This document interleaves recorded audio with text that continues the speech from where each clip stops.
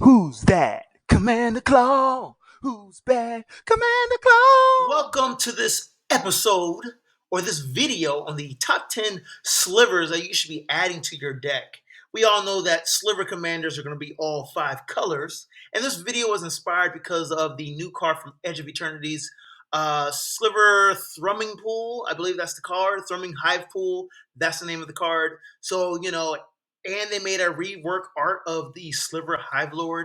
So cool. Let's get into this video. Let's find some more sliver cards for you to add to your deck.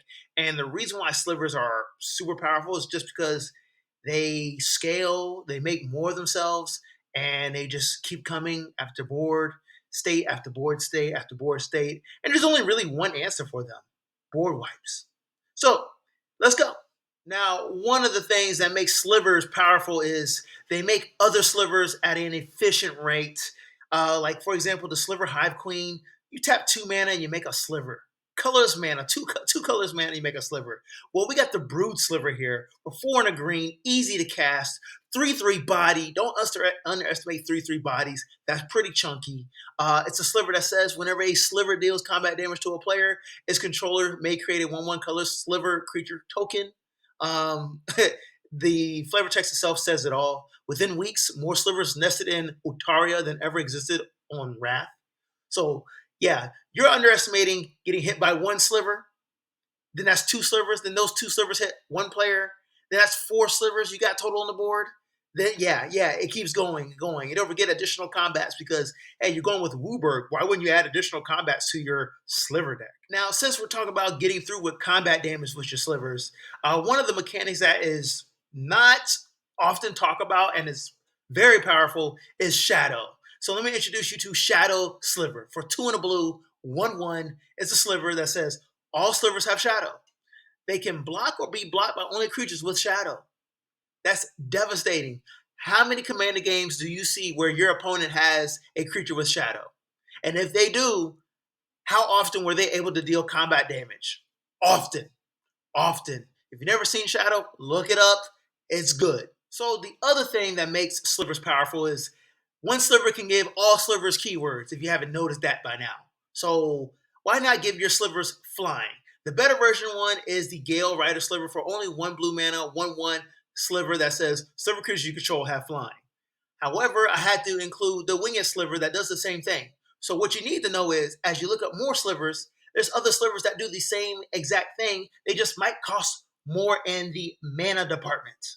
That's it. So you have already a backup for your backup and for slivers to go crazy. So remember when I mentioned pretty much the only way to answer the board state for slivers is a farewell or a board wipe? Well, yeah, you can have your slivers super protected. Crystalline Sliver for white and a blue, 2/2 body. It's a sliver. It says all slivers have Shroud. They can't be the target of spells or abilities. So that means you cannot equip a sliver, okay, with an equipment. However, your anthem effects, like all slivers get +1/+1, all slivers get flying, that stuff still functions and works very well. And that's what you want to do. So don't underestimate Shroud. Just because you can't target your own creature, your opponents can't either. So you want to put the fear at your table. Just play with any sliver, right? Cloud Shredder Sliver for red and a white, that's Boros. It's a 1/1 body creature sliver. Slivers you control have flying and haste. For 2 mana, all slivers have flying and haste. That is powerful. They get evasive, and whatever slivers that either they're colorless because they were generated some way, somehow, maybe from the Sliver Queen, they just have haste, and you can attack. Then if you have the other slivers that, like the Brooding Sliver, whenever they do damage to an opponent, you make more slivers. You see what I'm getting at here? They just increase.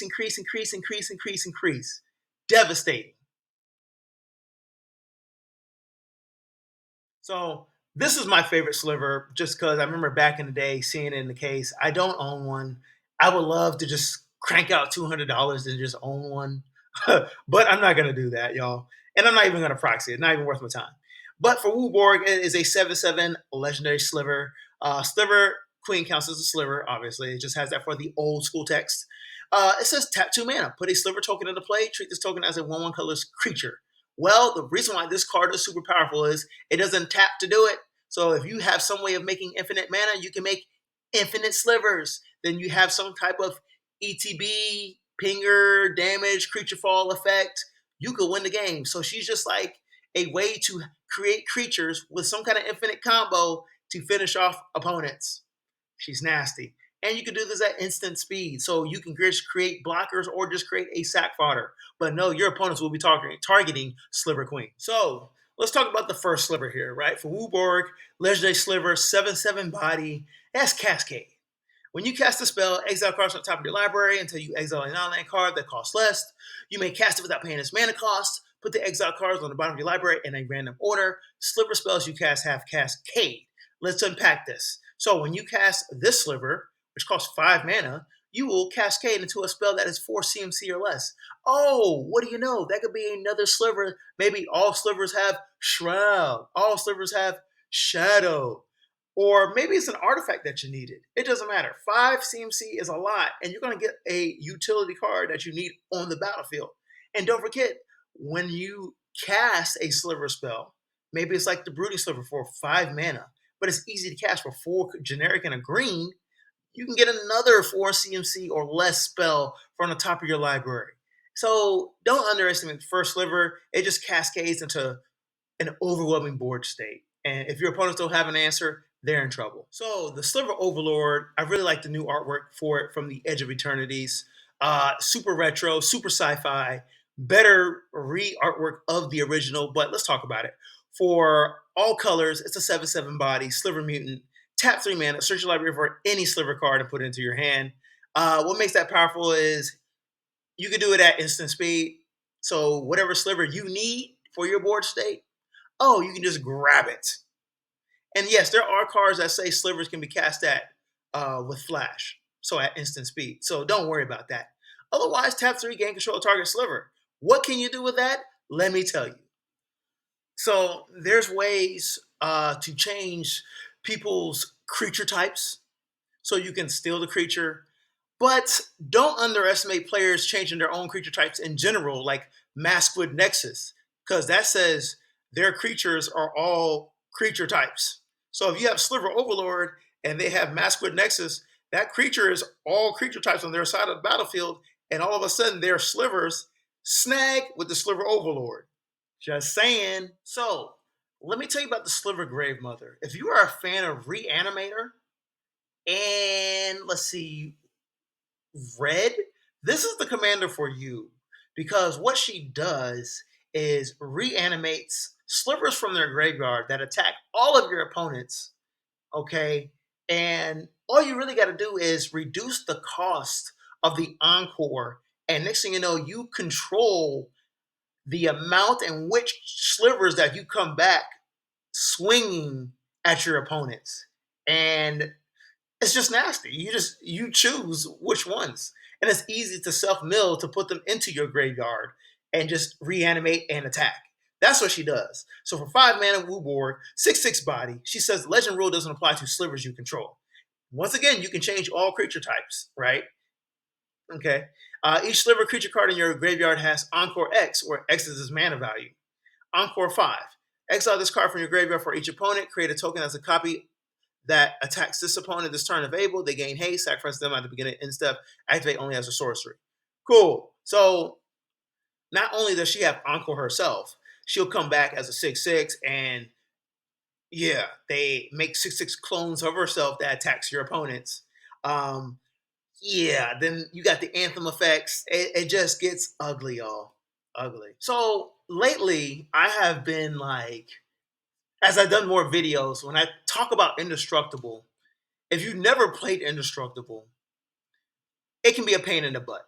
So it made me wonder, are there more removal spells that deal damage or exile? I feel like I want to find that out. And we obviously know exile is better. But having a creature that is indestructible or other forms of indestructibility, like shield counters, they're very formidable. Like, don't underestimate that. And people online will tell you all the time, like, oh, I just Sword of Plowshares it. Yeah, you might only have one Sword of Plowshare, and there's 3 other players you got to deal with. Which creature do you deal with? That's the question. So Sliver Hivelord for 5 mana, 5/5 body, legendary Sliver that says Sliver creatures you control have indestructible. That includes the Sliver Hivelord itself. So your commander's indestructible, your Slivers are indestructible, they stay on the battlefield. I swear to God, the only card that gets rid of all this stuff is the white sorcery spell that's a board wipe called Farewell. Awesome card. Otherwise, Sliver Overlord is staying on there on the battlefield. So look, thank y'all for watching this episode of Top 10 Slivers for Sliver Commander decks.